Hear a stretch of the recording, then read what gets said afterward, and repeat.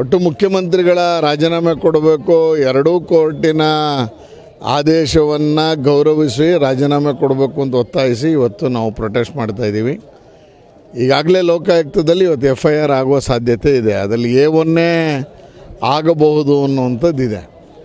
ಇದೆಲ್ಲದರ ನಡುವೆ ಅವರು ಆ ಸ್ಥಾನದಲ್ಲಿ ಕೂತ್ಕೊಂಡು ತನಿಖೆ ಎದುರಿಸೋಕ್ಕಾಗತ್ತಾ? ಹಿಂದೆ ಎಲ್ಲ ಏನು ನಡೀತಾ ಇತ್ತೋ ಅದೇ ರೀತಿಯಲ್ಲಿ ತನಿಖೆಗೆ ಸಹಕರಿಸಬೇಕು ಅನ್ನುವಂಥ ಕಾರಣವನ್ನು ಇಟ್ಕೊಂಡು ನಾವು ಮಾಡ್ತಾಯಿದ್ದೀವಿ.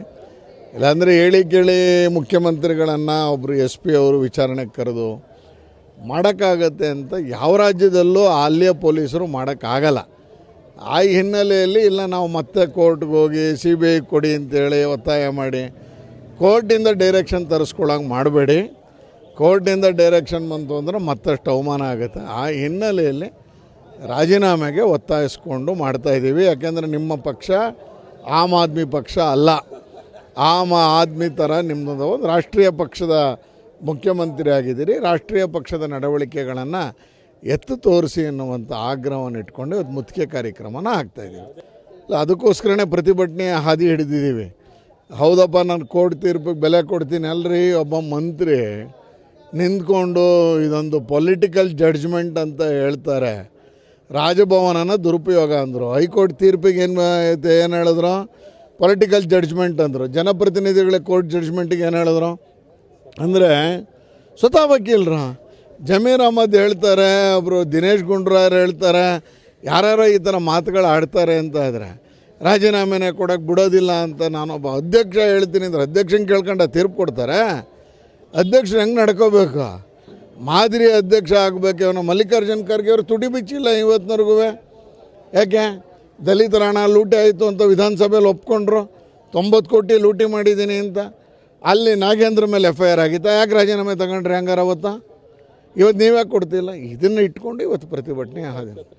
ಸಿಗೋದಿಲ್ಲ ಅಂತಲೇ ನಮಗೆ, ನೀವು ಇಳಿದ್ರೆ ಸಿಗಬಹುದೇನೋ ಆ ರೀತಿಯ ಟ್ರ್ಯಾಕ್ ರೆಕಾರ್ಡು ಲೋಕಾಯುಕ್ತದಲ್ಲಿ ಭಾಳ ಹಿಂದೆ ಲೋಕಾಯುಕ್ತ ಅಂದರೆ ಹೆದರ್ಕೊಂಡು ಇದ್ದಂಥ ಸ್ಥಿತಿನೂ ಇತ್ತು.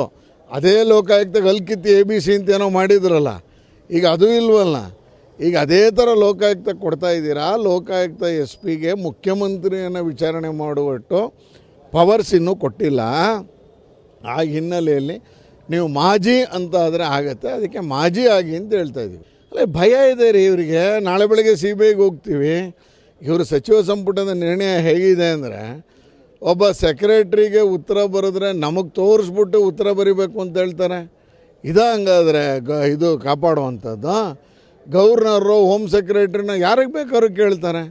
ಅದ್ರ ರಿಪೋರ್ಟನ್ನು ಯಾರಿಗೂ ತೋರಿಸ್ಬೇಡಿ ಅಂತ ಇದ್ದಂಥ ಸಂದರ್ಭದಲ್ಲಿ ನಮಗೆ ತೋರಿಸ್ಬಿಟ್ಟೇ ಕೊಡಬೇಕು. ಏನಕ್ಕೆ ಭಯ ನಿಮಗೆ? ಏನಕ್ಕೆ ಆ ಥರ ನಿಮ್ಮ ಅಧಿಕಾರಿಗಳ ಮೇಲೆ ನಿಮ್ಮ ನಂಬಿಕೆ ಇಲ್ಲ? ತಪ್ಪು ಮಾಡಿದ್ದೀನ ಸೆಕ್ರೆಟ್ರಿ ಕೊಡ್ತಾರೆ.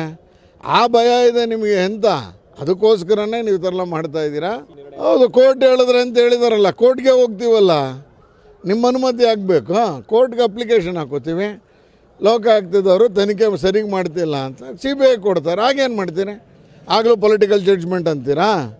ಆಗಲೂ CBI ವಿರುದ್ಧ ಕೋರ್ಟ್ ವಿರುದ್ಧ ಮಾತಾಡ್ತೀರಾ?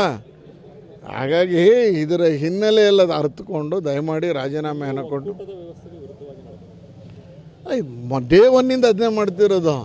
ಕೇಂದ್ರಕ್ಕೆ ಹೋಗಿ ನಾನು ಪಾಲ್ ಕೊಡಿ ಅಂತ ಧರಣಿ ಕೂತ್ರಲ್ಲ, ಸರಿನಾ? ಅದು ಒಬ್ಬ ಮುಖ್ಯಮಂತ್ರಿ ಇಡೀ ಸಚಿವ ಸಂಪುಟವನ್ನು ಕರ್ಕೊಂಡೋಗಿ ಡೆಲ್ಲೀಲಿ ಧರಣಿ ಕೂತ್ರಲ್ಲ, ಎಲ್ಲಾದರೂ ಮಾಡಿರೋದಿದೆಯಾ?